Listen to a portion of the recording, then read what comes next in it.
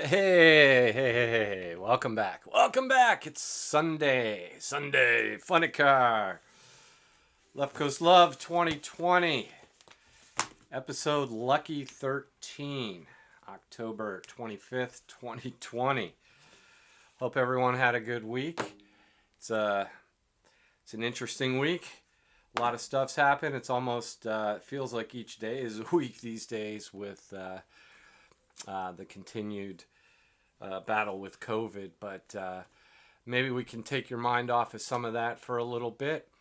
I don't know how long we're going to go today. It's like I said, it's been a busy week, but we do have some stuff to talk about. I wanted to give a little recap from John Wick Day, which was yesterday.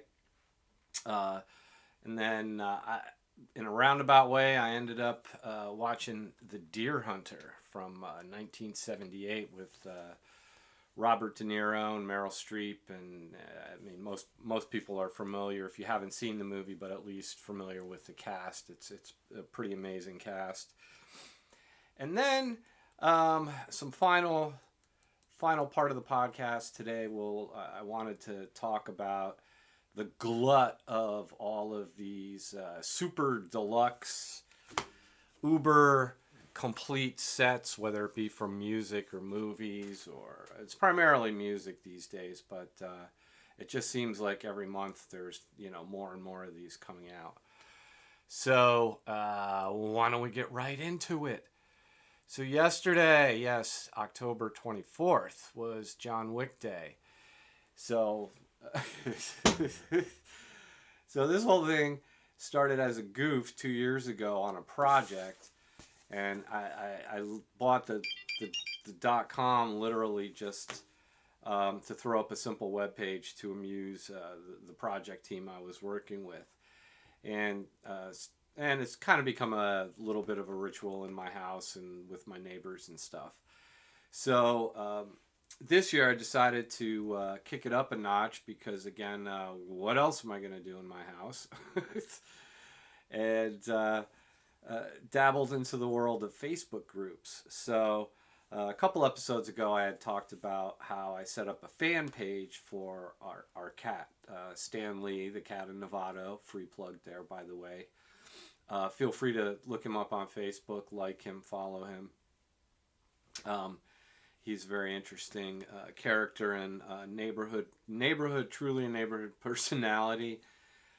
We have a website, or I'm sure it's all over the country, but it's called Nextdoor, and it's basically like neighborhood Facebook. So you'll see posts about street closures or garage sales or whose dog pooped in my yard or here's a picture of your dog pooping in my yard kind of thing.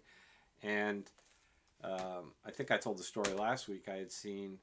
We saw some postings with people asking about a cat, and they started posting pictures of our cat. So apparently our cat has very wide territory here in Novato and gets over to the other side of town and goes on walks with people. They've taken his picture and posted it up on Nextdoor. And even recently I was down at the 7-Eleven, and there's my cat, Stan Lee, sitting at the red box. So he ended up riding home with me. But I'd never set up a Facebook group. So I've been toying around. I've been doing some of these like Zoom watch parties or Zoom get-togethers. We did one for a couple for Shaker 83, my high school, where I threw up a Zoom room and let people come in, and we just kind of passed the microphone around and caught up.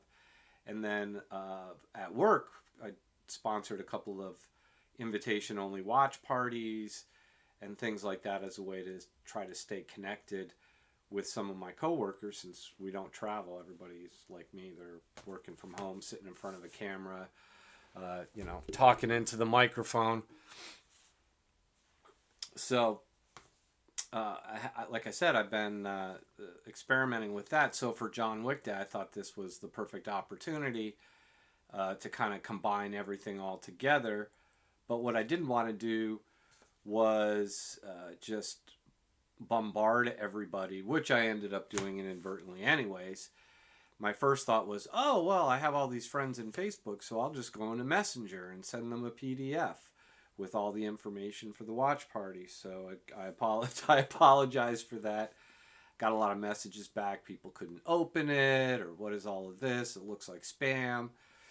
So then I thought about just emailing, and I was like, okay, well, if they didn't like it in Facebook Messenger, you're certainly not going to want, me filling up your email.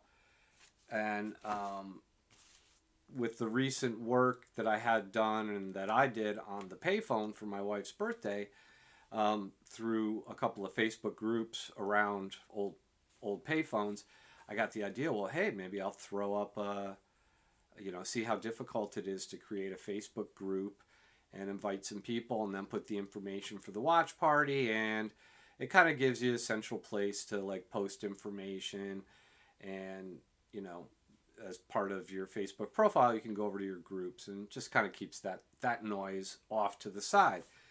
And just like with buying the advertising, setting up a Facebook group page is actually ridiculously easy, almost scarily easy.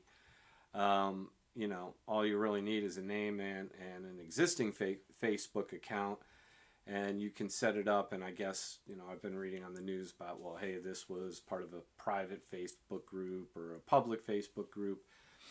So I've learned about both the private and the public. When I set it up public first, just until I had everything in there, and that allowed me to automatically accept people. And I figured, typically, since it was a new site, it's not something people are going to be searching on. And if I sent out a bunch of invitations, then as people accepted, there was no barrier to joining, which is, I wanted to keep the barrier very low. But while I was in there setting it up, I noticed that once the group was set up, you could go back in and change it from public to private, and that transition takes 3 days. So if you're following on the YouTube channel here, you can see over, I have a screenshot from the Facebook group. You can see now it's a private group with 19 members. So that's actually 9 more members than I thought I was going to get, to be quite honest. Because I don't know how long this joke will keep going. I guess as long as they keep making John Wick movies, apparently. So, but yesterday, as yesterday came around, it gave me that little project to do. So I set up out in the garage a couple of additional cameras, and I pulled out my black suit, black tie, black shoes, black belt. We don't do the firearms here, so that was as close to the John Wick suit as I was going to get. And I think I still have the remnants of my poor attempt at a John Wick beard. But spent the day wearing the John Wick suit, so that was both wonderful and disturbing to my neighbors. It also taught me a valuable lesson about shoes.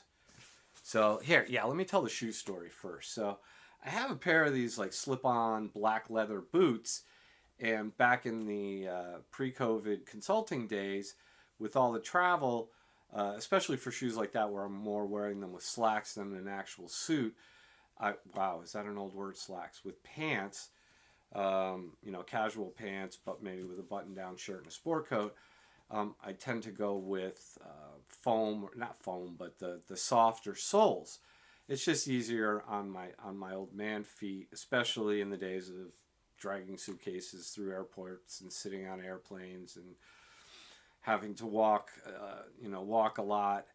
So, without all the travel and wearing, I didn't realize it, but I had the boots tucked away in the closet. I had them on.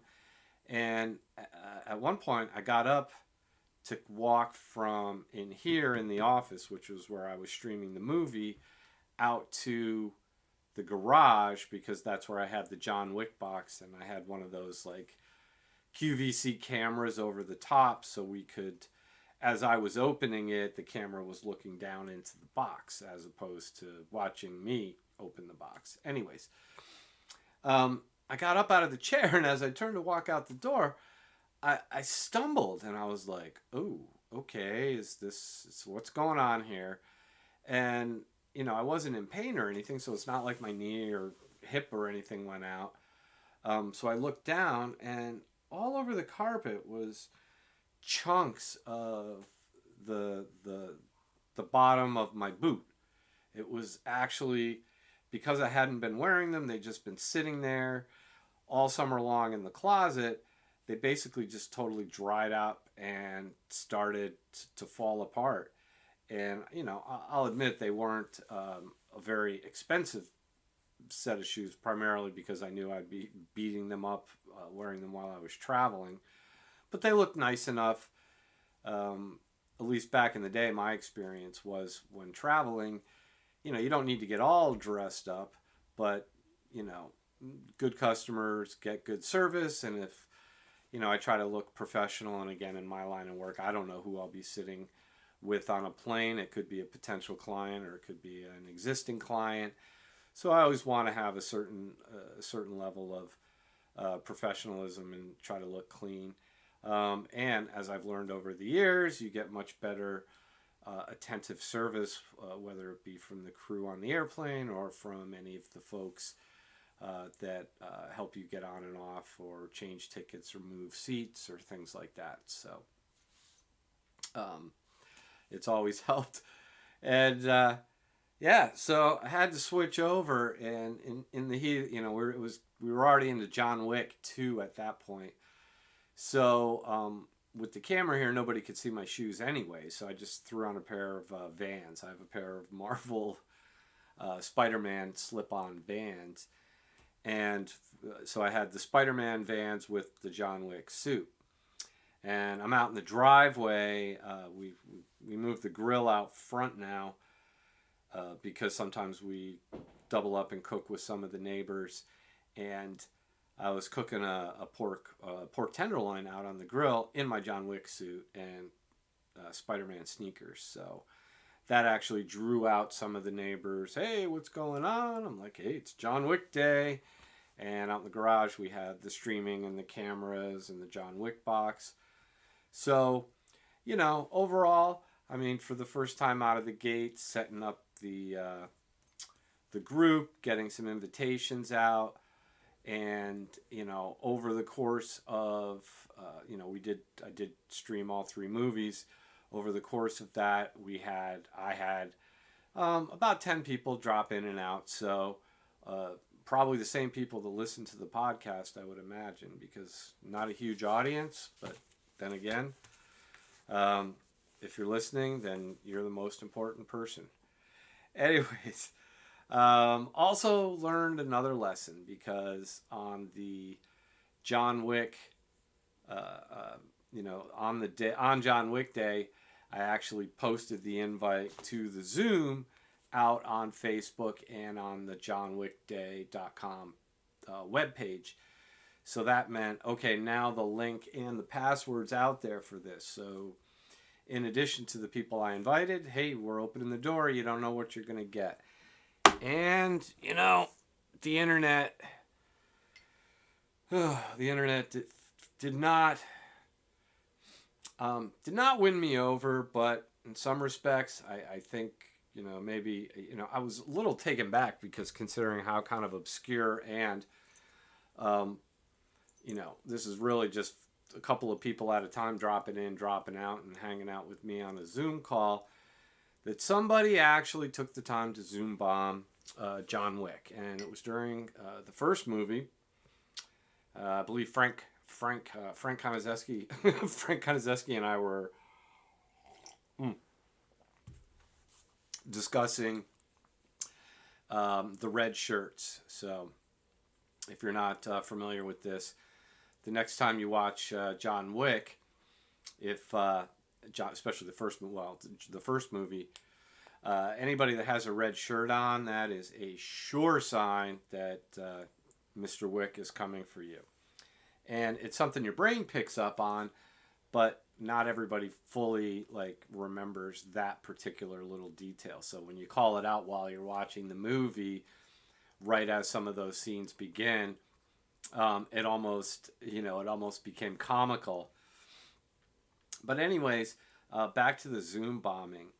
And, I'm just, I had to, I saw it, and so what somebody had done was, I allowed, up until this happened, I went in and changed it on the fly, but other people could share a screen, or, as you know, if you don't want to turn your camera on, you can pick a picture to show up when you drop into a Zoom call.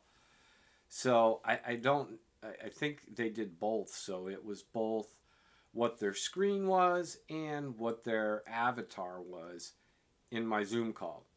And I'm not going to repeat what it was, but I just felt like that's what somebody decided to do on a Saturday evening, West Coast, or actually later in the evening on the East Coast, is to find a 3-day-old Facebook group, follow the link to a Zoom call watch party for the movies, and then put a really hateful, racist screen up for my guests to take a look at.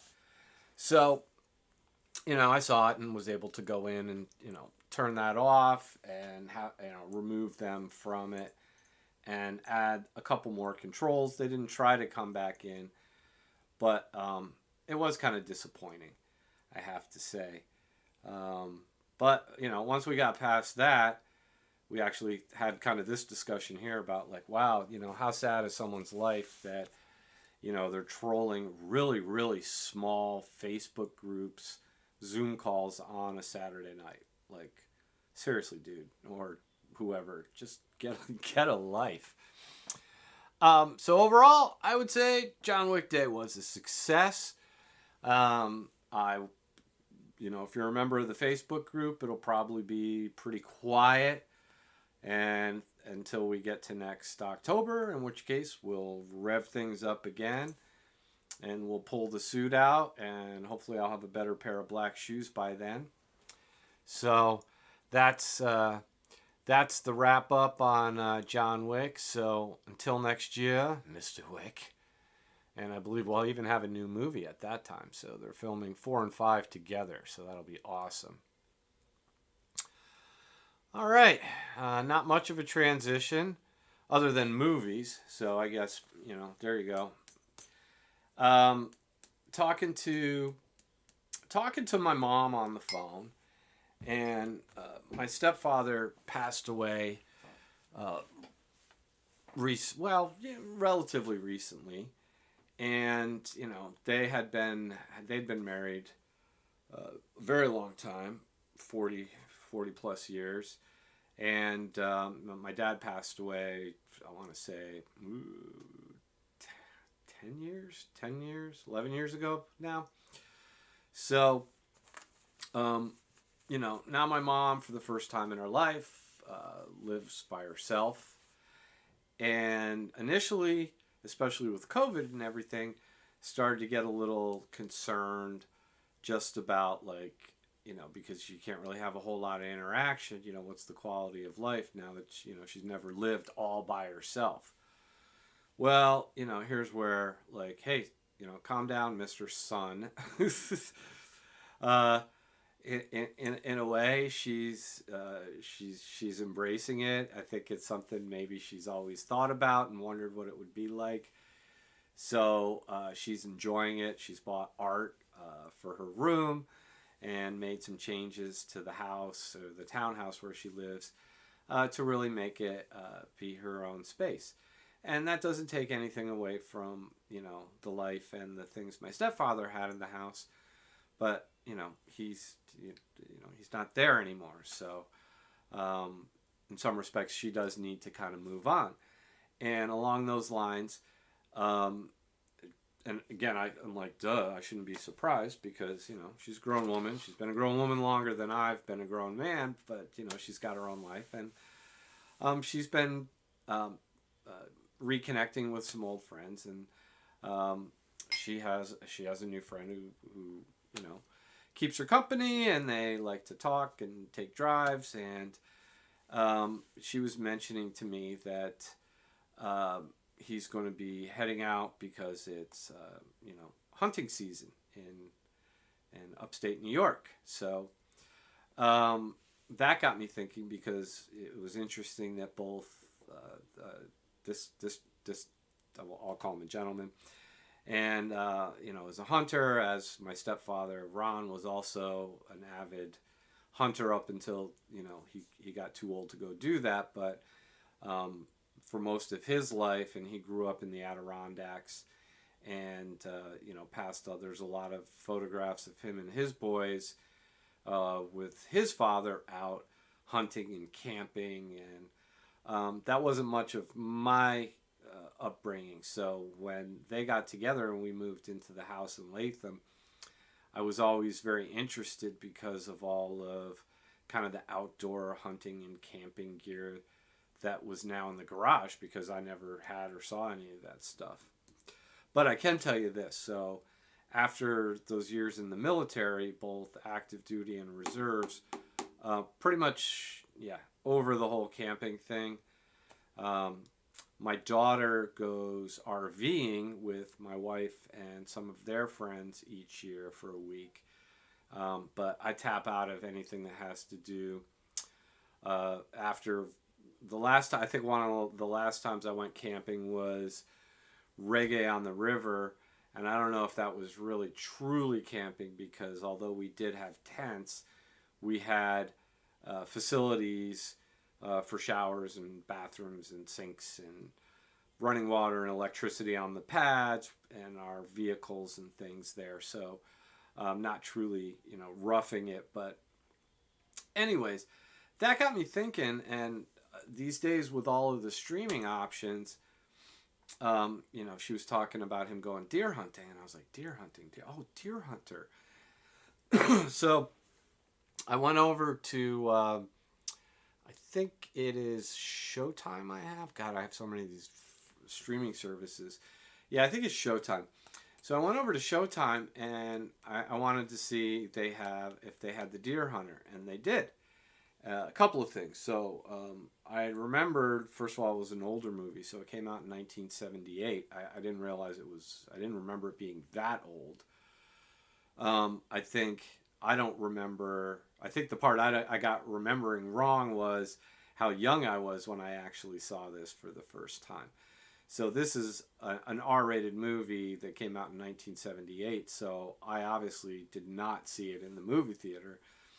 But later on, I believe on VHS, on videotape. But it had won the Academy Awards, and it was critically acclaimed. And at the time, it was making a statement, but it made it by not making a statement, which at the time for movies was something unique. And the other thing I had forgotten was, holy cow, Batman! This thing is like 3 hours, a little over 3 hours long. So definitely was a commitment. But holy, look at the cast. It just, Robert De Niro looks like he's about 25. Christopher Walken, very young. The guy that played Fredo from and also played opposite of Al Pacino in Dog Day Afternoon. I'm sorry, I can't remember the actor's name. But John Savage, Meryl Streep, it goes on and on. And having to sit down and watch, well, not having to watch, but going through this film again, it was a revelation. So, especially in these days of all of these limited mini-series or 10 episodes, 12 episodes, or micro seasons, this is a pretty broad and sweeping story.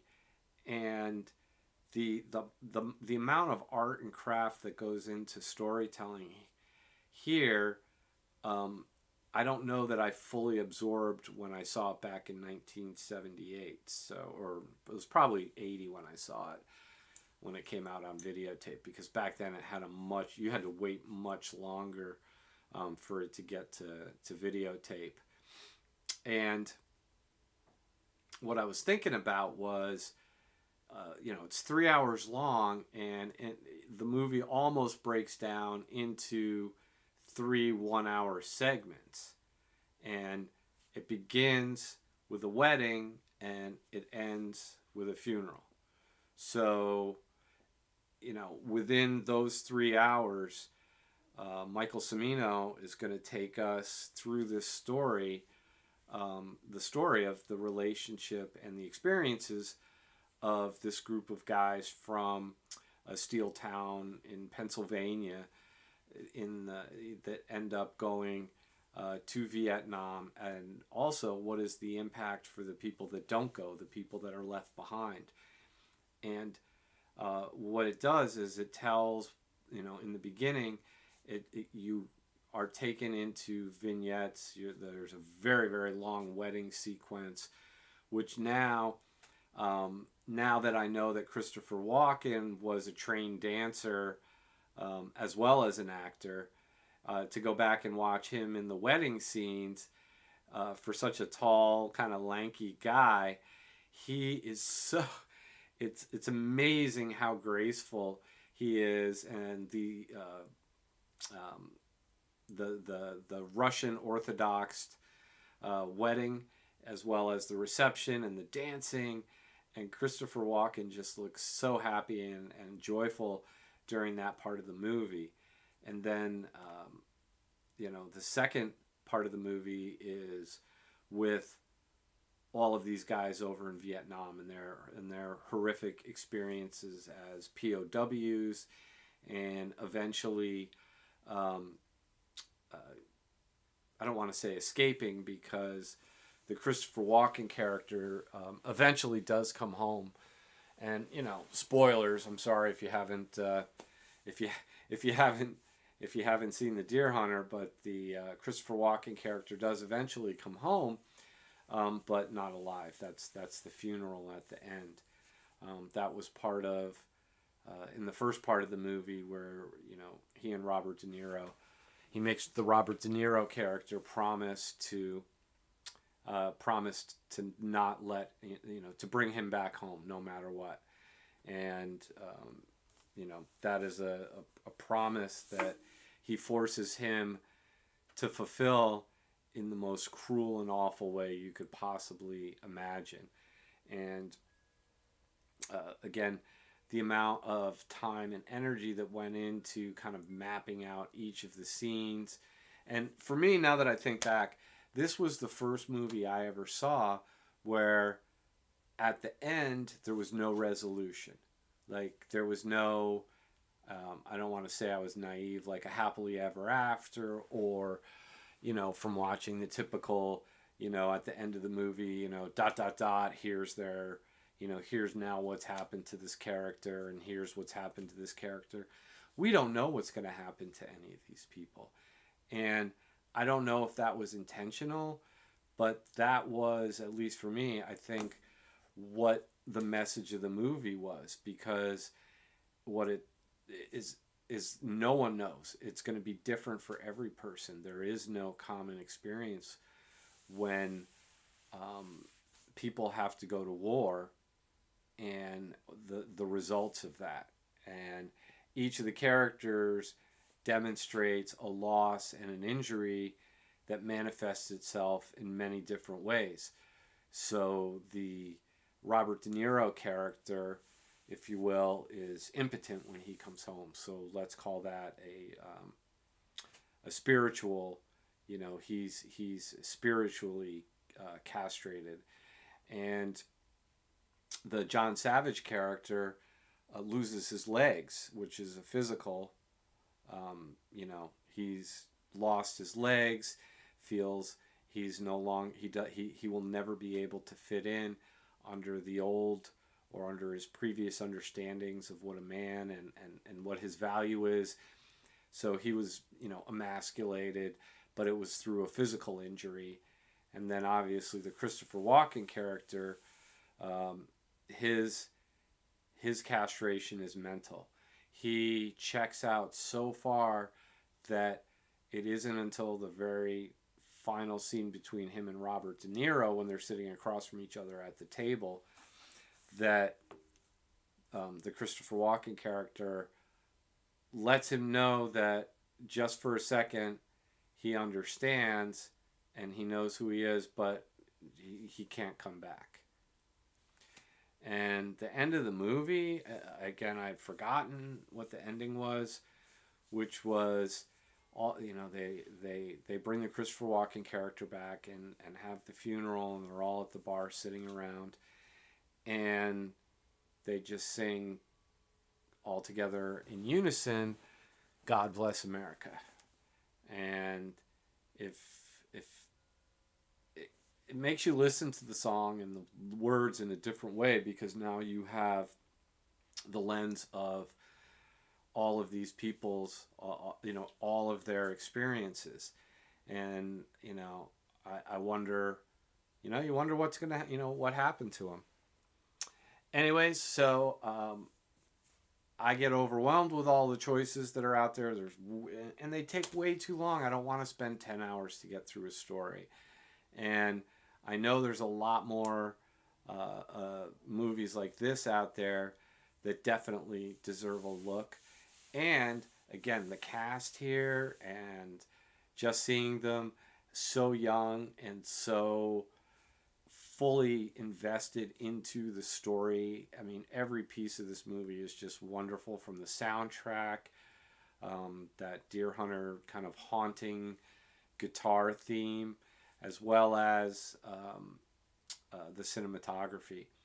So, hey, don't have to, it's won Oscars. It's a classic, I'm sure. So, not that my rating matters, but I thought it was worth talking about. All right, moving on. Okay, Super Deluxe. And now, so as I was putting the PowerPoint together, the slides for tonight, I did a quick Google search for Super Deluxe and discovered, hey, there's a burger chain, Super Deluxe. This is not what I'm going to talk about, as well as some music out there from Super Deluxe, and we are not going there. What I want to talk about is, hey, Prince, Sign of the Times, as well as Tears for Fears, Sowing the Seeds of Love, and then a little bit about Robert Plant, who has a couple of discs, recent issues. Excuse me. Hey, now last week we talked about the Tom Petty Wildflower Super Deluxe release, which has both the second disc that never came out, as well as some demos and live tracks and different printed material for a lot of money. Well, it wasn't the first. It won't be the last. I think maybe this is kind of the next evolution, if you will, from back in the day. They would call it a box set, which came out of the greatest hits. So maybe this is more of a function of the more things change, the more they stay the same. And record companies, and it didn't matter if it was 1955 or if it's 2020, part of their job is to make sure that they can sell us the same music over and over and over again, right? You really got, make sure we can wring every dollar out of this. So, um, back in the day of record albums, right, you would get the greatest hit collections. And then those ballooned out to 2 disc greatest hits collections. And then in the early days of CDs, because you could actually fit more music on a CD, but LPs weren't totally dead yet. And the one that jumps out to my mind was the Bruce Springsteen and the E Street Band live box set. And you had the choice of you could get it on CD or on LP. And it was either 5 or 6 records and like 3 discs or 3 discs. And it came in a in a cardboard in a nice packaging with booklets and the lyrics and artwork and all of that kind of stuff. And then of course the Led Zeppelin box set that came out, which was I believe 4 CDs, and again just a greater greatest hits collection. Well, now a lot of that music that we bought when I was growing up is getting to anniversary state, right? So it's either 25, 35, 45, 50, in some cases 50 years anniversaries of either a band or one of their releases or a particular period. And just this past month, there's been the release, in addition to the Tom Petty, Prince's Sign of the Times, and Tears for Fears, Sowing the Seeds of Love. So now I feel like I've gone through enough of these super deluxe, uber added collections to make a couple of observations. So, on the one hand, well, Tears for Fears is still with us, so we can still get new music from those guys. Prince is gone, as well as Tom Petty, and again Robert Plant's with us, so he's not going anywhere. But unless you're like an extreme fan, some of these sets I don't know. I think we get lost in the minutia, and then the context of what the original piece that the artist put out at the time gets a little washed out or thinned out, if you will. And I think the Sign of the Times actually kind of hits that one the hardest, which is when Sign of the Times came out, it was a 2 CD set or 2 record set, which at the time was not uncommon, but not very common, and especially from Prince. So, usually you saw it either for greatest hits or a live album would come out. They would do 2 discs or a greatest hits package. But for Prince to come out with, hey, Sign of the Times, and there was a movie that kind of went along with it. Which, hold on, sidebar here. When part of Prince's Sign of the Times was shot in Nice on the French Riviera, and when they were shooting that movie, I was in the army stationed in West Germany. So this is again the late 80s, and there was a group of us that we had some leave, and we decided we would take a bus trip, a bus tour, and go all the way down and spend a couple of days in Nice. And when we got to Nice, we learned a couple of things really, really fast. Number one, why the hell we thought, a couple, ragtag GIs on GIs, soldiers on our limited budget were going to do anything other than walk around in Nice was one thing. And then the other thing, there's beaches in Nice, but there's no sand. There's all these smooth rocks, and during when it gets warm, yeah, you could go down to the beach. The beaches are beautiful, but you can't there's these mats you have to bring. It's a whole thing. It's not just walk out there. So learn that the hard way, that you need actual equipment if you wanted to enjoy the beach, and then also one of the most expensive places I've ever been in my life. The one night that we spent there in a hotel, while we were at the hotel, we ran into some American tourists, and they ended up telling us about the Spanish Riviera, which we ended up getting another bus and heading over there because, again, what we had spent in Nice for one day, that got us 4 days over in Costa Brava in Spain. So, but anyways, back to Nice. So on the one night we stayed in the hotel, we were out, and there was, and no, I didn't meet Prince, so it's not that story. But we did, in one of the clubs that we were coming out of, run into Jerome from The Time, and we recognized him from the Purple Rain movie. So, just said hello, asked him what he was doing, and he said that that he and everyone else were in town and they were filming parts of was it Under a Cherry Moon? Maybe was that? I think that was the black and white movie that came out as well. But anyways, so back to the music here. As you can see, we got 6 discs from the studio and then 3 live. And, after plowing through, I mean, this was a lot of content, a lot of Prince to get through. I didn't know that a lot of the additional tracks added anything really unique other than, hey, here's a different sound for this particular song.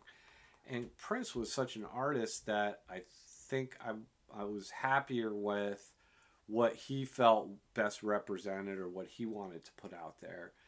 And, maybe leave some of this other stuff where it was. I don't know. But then the flip side of it is, there are people that are interested in hearing the progression or, understanding from, hey, here's a demo and an early take of this song. Here's a second pass at a demo. Here's it working it out with the band. And hey, even here's that song live. So I guess I can appreciate there's an audience out there for it. But I'm just saying, for me, I'm probably going to back off a little bit. The Tears for Fears was, again, kind of the same idea. When this disc came out, I loved it. The production was so rich. It was one of the earlier CDs that was actually recorded digitally. So, at least to my ears, and hey, I know it's trendy now. Hey, we want the warm sound. It's vinyl. It's this, it's that. But if you were around in the early days of CD, it was so radically different from what you were used to listening to. And in my case, it was scratchy records and cheap headphones.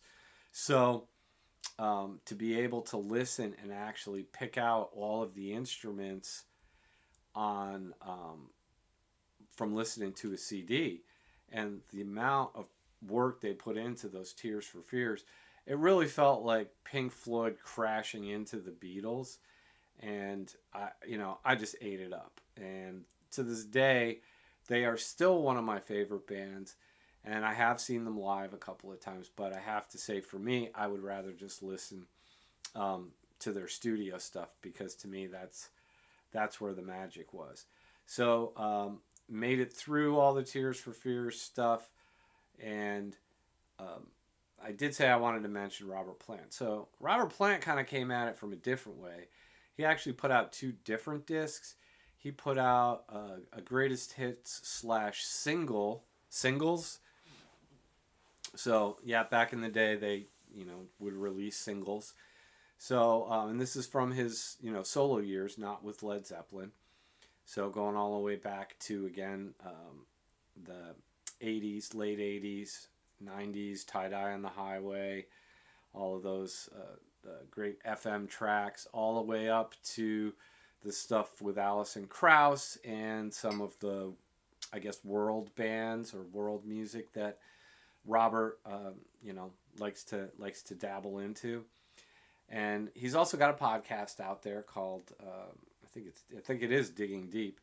And so he put out the greatest hits kind of single CD, and then he put out this also digging deep subterranean, which are not necessarily the greatest hits, but what he feels, these are the songs that he features on the podcast that he talks about. So this is when the artist actually goes back through his own catalog and tells us why these songs are important, or why this particular, gives you the background on it, everything from writing it to the production of it. And I really like that because it's a nice, concise package, and it comes with, if you will, the voiceover from the actual artist. Like, to me, if there were, like, if the Prince stuff or even the Tears for Fears had a director's track on it to help guide you through it, maybe introducing the tracks or the group of tracks. And I don't, I just thought of that right now. I know they do it for the movies. Maybe it's time, as these sets are going to get bigger and bigger because everybody saves their tapes now, and they're, every version of the songs. Maybe that would be a better way, to release it, or even as a podcast format, to make that version available. So it's maybe a combination audiobook with the tracks in there. I would sign up for that. I would subscribe. I would pay for that, to me, because that's, like, I love looking and appreciating the art, but if you could actually have the artist help you, take you on that journey with them, to me, that would just be gold. So we're at the last PowerPoint slide, but I still had a couple of topics, because it is kind of a crazy season right now. My daughter and I were sitting on the couch, and we were getting ready. She was reading, and I wanted to put something on in the background. So I was looking for a concert on YouTube, and I noticed that there was about to be a live stream from the White House. And I'm like, really? Okay.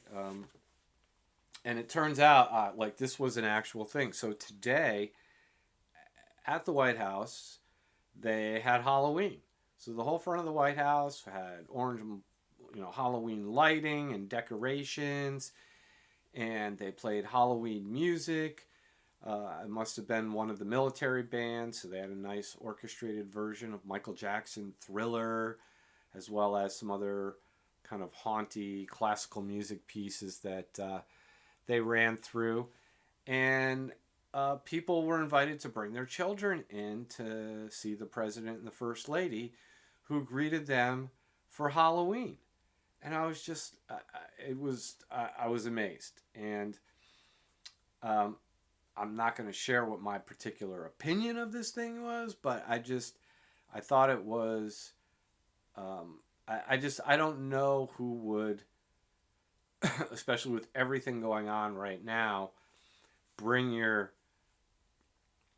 kids and your babies to the White House, for a Halloween celebration.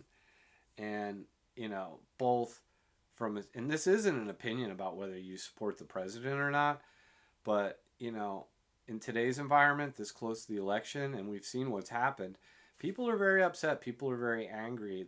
And just to bring your kids through the protesters that are outside the White House and all of that, just to get in there, I don't know that I would want to risk the safety of my kids, to do that, or if that needed to happen right now. And, I think the biggest part of the problem is all of a sudden everybody's opinion is news. And this is coming from, all media. How about that? Because, I don't know, what was it, 20 years ago, 25 years ago? Is it longer than that? When news divisions had to start making money. So news stopped being news, and news had to become entertainment. And entertainment has fans, right? So fans, sports have fans, teams have fans, musicians, artists have fans, political leaders have fans. So news used to be who, what, where, when, and how. When I was in elementary school and in junior high, and as part of our English classes, we had to learn how to write paragraphs. We had to learn how to write in different styles. We had to learn how to write an introductory letter, a thank you letter, a cover letter, as well as replicate short news stories. And if you interjected opinion into that, which is the why, you got that project was not marked, and we were told this was not news unless if the why was part of, a physical thing. The brakes failed to work on the car, so it hit the wall. Okay, that's a why, but anyways, you know what I'm saying. So there's a lot of opinion now, and because the news all of the different news outlets need to differentiate themselves from each other in order to attract viewers, to sell advertising so that they can make money for whoever it is. Doesn't matter whether it's for Time Warner or for Fox or whatever. At the end of the day, if they don't have ratings, then they don't make money. So now we have a lot of folks out there who still think this is news. And then the outlets place it out there as news. And, I'm really getting tired of it. I don't understand why, if it's opinion, we're all adults here. This is America, First Amendment. We're supposed to be able to share our opinions, right? So why not just say, hey, based on X, Y, and Z, not the complete picture, still waiting for more details or confirmation, it looks like it could be this, and this is my opinion. This is how I'm viewing this information. Not presenting it as fact. They present it as fact, gins up all kinds of people, and then next thing you know, you have neighbors yelling at each other. We had a Trump rally on John Wick Day here in my town, and the Trump supporters, you know what? They went down to town hall. They said, hey, we're going to have a rally. They got a permit. The streets were, the one street was cleared and closed for 2 hours, and they went and they held their rally, and then they went and had a barbecue at 3 different places, 3 large homes in the town that were all decorated with Trump memorabilia. You know what? God bless. Hey, you know what? Didn't bother. They didn't bother. There was no confrontations. Nobody was yelling. Nobody was screaming. They went out and exercised their First Amendment rights. They peaceably gathered, and then they returned to their homes where they continued to gather. How, the fact that they didn't have masks on and things of that nature, like, again, that was their decision. They, I don't agree with it, but I was like, I had no problem with it. Some of my neighbors, on the other hand, they got very upset about it. But anyways, I want to say thank you again. We met, 13 weeks, and it was funny because Parker and I were looking at some of the podcast data, and while I don't have a huge number of listeners, and that's fine. It only takes one. Only need one listener. That's you. And to see that somebody's listening in Ireland, somebody's listening in Australia, New Zealand, and somebody's listening in Germany, as well as different places in the U.S. makes me makes me happy, and I appreciate you taking time out of your day to listen to me ramble on for a little bit. I didn't know if I was actually even going to be able to fill a half hour, but I think we are coming to the end of another Left Coast Love 2020. We'll see you next Sunday. Thank you, and have a great week.